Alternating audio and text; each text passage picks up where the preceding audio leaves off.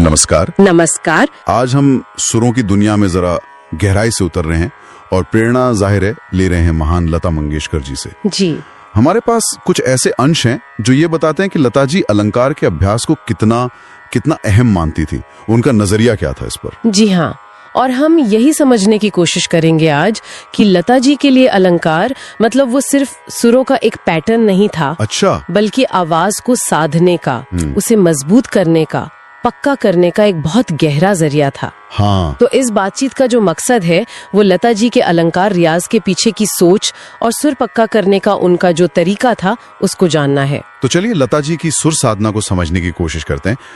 सबसे पहले यही सवाल कि ये अलंकार आखिर हैं क्या। सुनने में थोड़ा तकनीकी सा लगता है। हाँ, लगता तो है।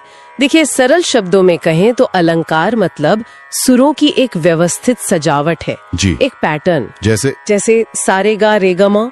लेकिन लता जी के लिए इसका मतलब कहीं ज्यादा गहरा था।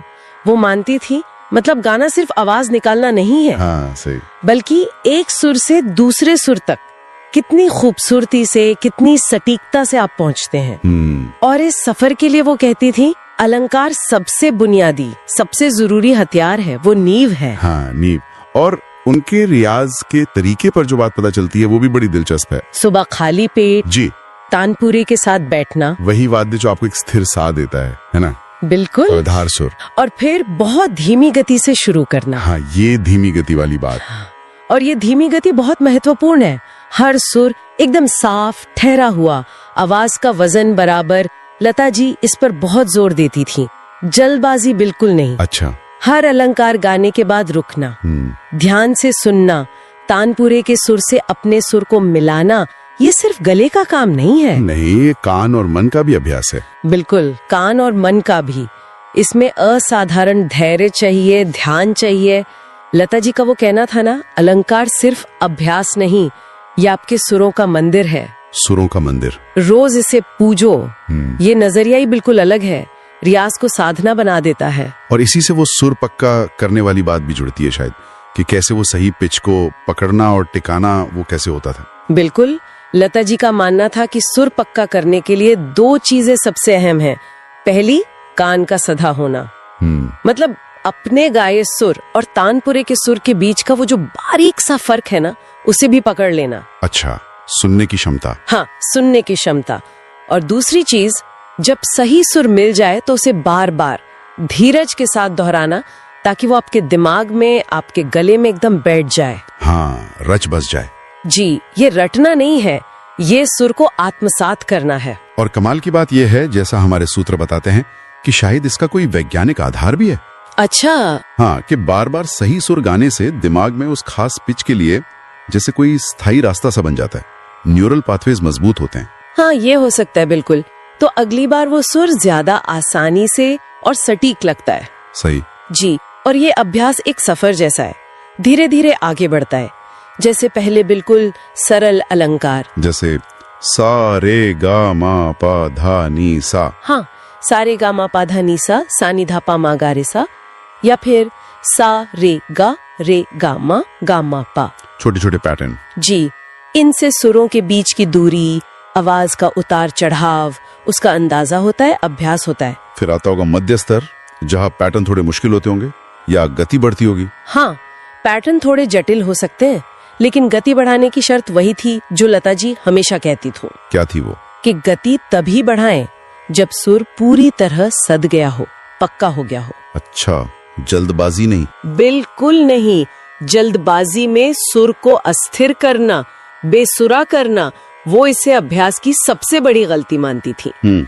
मध्य स्तर पर हाँ, थोड़े मुश्किल कॉम्बिनेशंस, थोड़ी लयकारी, इसका अभ्यास होता है। और फिर एडवांस लेवल पर रागों की दुनिया खुल जाती है, जैसे राग यमन या भूपाली का जिक्र हमारे पास। सही, एडवांस्ड लेवल पर आते हैं राग आधारित अलंकार।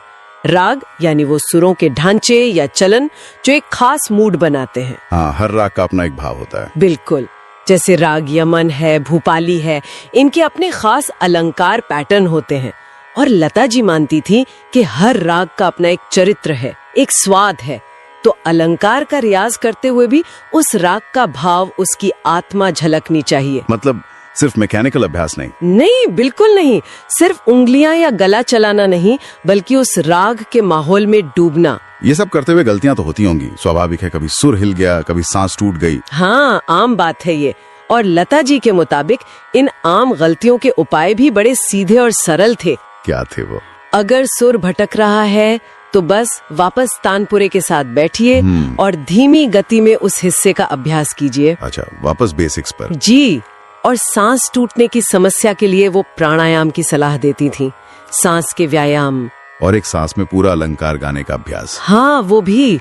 और एक बहुत जरूरी बात, अगर गला थक जाए तो जबरदस्ती नहीं, आराम करें, पानी पिएं।